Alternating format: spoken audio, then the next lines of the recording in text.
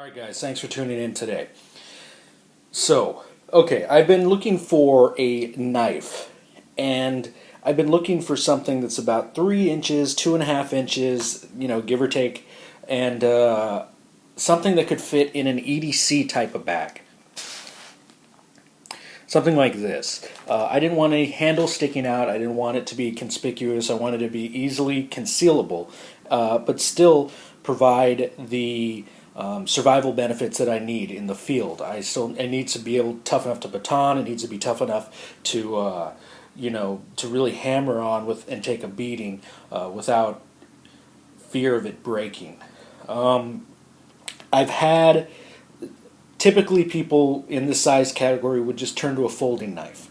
I've kind of got I don't really like folding knives for survival and for survival techniques. I think the risk versus reward is a little bit too high.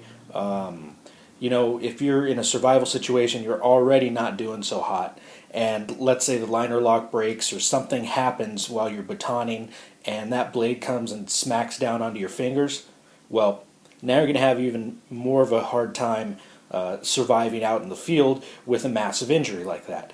So, albeit you can be cut, and plenty of people get cut with fixed blades knives. I just think it's a little bit easier with certain knives to get cut with certain styles of knives, and I think folding style knives is going to be one of those. So I tend to stick to fixed blades. Most of the reviews that you're going to see on my channel are going to be fixed blades. So with that said, I found a knife that fit the bill originally, and it's the Azula 2. This one is kind of my pimped out version. It's got G10 scales on it in replacement of the micarta that comes with it. So I like this knife. It's a good knife, but I didn't love it. It features a full flat grind. It's a really tough steel. This one I haven't used too much, but I did have an Azula that I used a lot. But I'm just not in love with it. So with all my searching, I ran across Busse or Busse. I'm going to continue calling him Busse through the rest of the video because I'm not really sure which one it is, but I'll stick with Busse.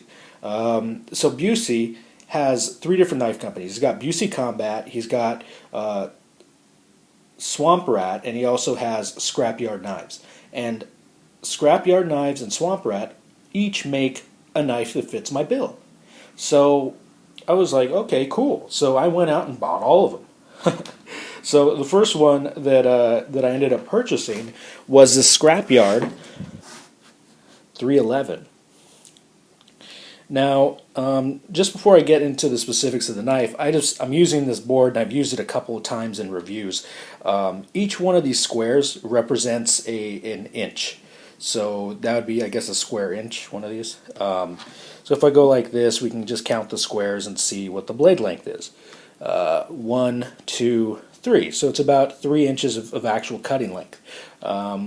So, just whenever you see me having a video, you can always put that into reference. But with that being said, we have a 3-inch cutting blade on this knife, cutting surface, and then we have like a mini micro choil on here. So, that's one of the things, features of the knife. This handle is called Res C, or I think it's Respoline, but it's a kind of rubberized grip, and it's impervious to like blood or anything like that. It's supposed to be really non-slip, and I think so far I'm a really big fan of the Res C. Another knife. This one is by Swamp Rat.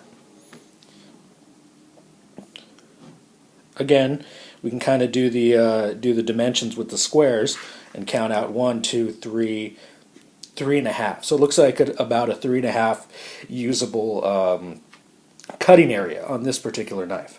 All right, and this one is called the Rodent Solution. It actually features a even smaller choil, micarta handles. So that's one other feature that this has that this does not. And last but not least, This is another swamp rat. I'm going to move some of these guys out.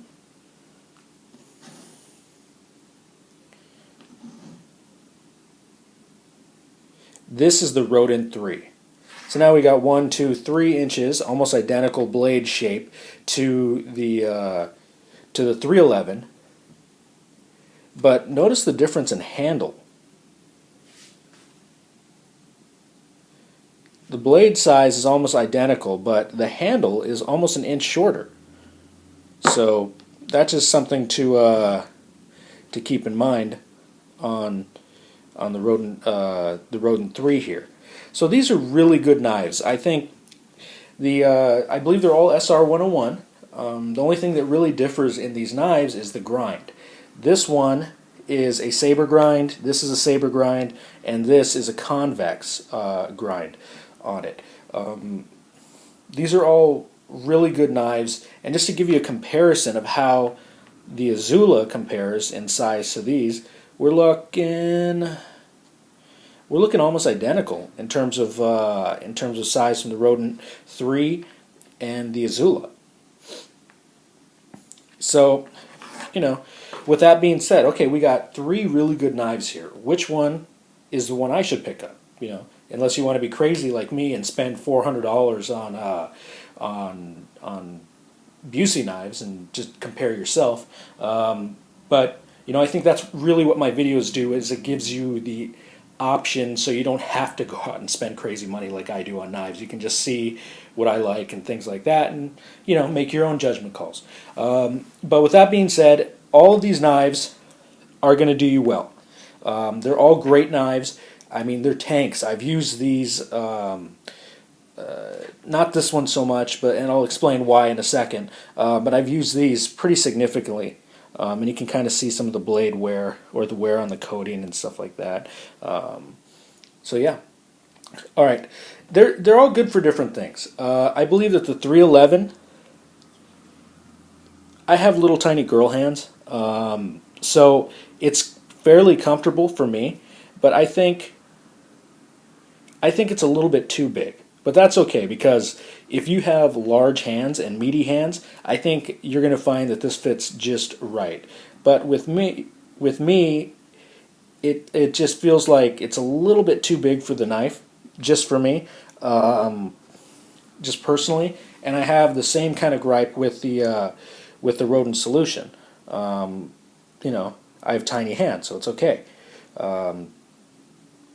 But it's a really useful blade, and I think they're both extremely comfortable to use. Batoning with this is amazing with the Res C handles. They have a nice shock absorbing type of quality, so when you're batoning, there's like zero fatigue. Splitting firewood with it, using the beaver technique to bring down some limbs on some trees. I did it with all of these. And I really like them. And it really boils down to what your preference is: Res C, micarta. Now, out of all of these knives, the one that I like the most, and the one that I am finding myself carrying a lot, is this Rodent 3. So much so that I bought another one. So this one is actually my new Rodent 3. This is my slightly older Rodent 3. So I have 2 of the exact same knife. And you're wondering, hey, why would you do that? Basically, one can fit into my EDC pouch that I shared with you earlier, this guy, and I can throw it into the trunk of my car, anything like that. And the other one is something that I carry on my person for, EDC or hiking or whatever, just going quick stroll up into the mountains. Now, I did get this knife customized a little bit. It was when I did purchase it, it was slightly customized. The previous owner convexed the edge and stripped the coating. So this batons, and then took some of the coating off the back here so it could throw sparks on a ferro rod, and it does an amazing job at that, actually. So yeah, it's just, for my size hands, I think it's perfect. You know, it's just an extremely comfortable knife for me. I think it is one of the smallest usable knives. When you compare it to something like the Tops Turley, this is not a comfortable knife by any means. But it'll get the job done, and it fits in a survival tin. And I've done a review on this guy too. You know, it can throw sparks. Just similar idea. It's stripped on top, just like the Rodent stripped on top here. So yeah, this is basically what I've chosen to be my go-to knife. It is small, it's concealable, it's a powerful knife, being that you can bang the hell out of it and it's not gonna bend or break or chip. I mean, I really abused the heck out of this one, using beaver technique to, you know, take big limbs off of trees, just for the fun of it. And you know, I did it with the other knives, and they worked just as well and were more comfortable, in my opinion. But when you're looking for something in a small form factor, I think that you cannot go wrong with the Rodent 3 or any of these knives that I showed you in this video today. And a good friend of mine reminded me to kind of mention something to you guys. I only review knives that I like. I don't, if it's junk, I'll sell it. I don't even throw it in front of the camera, usually. Unless, you know, there might be a special occasion where it's super junk or unsafe, and then I'll tell you guys about it. But yeah, that's basically where I stand. Alright, thanks for watching. Please like and subscribe.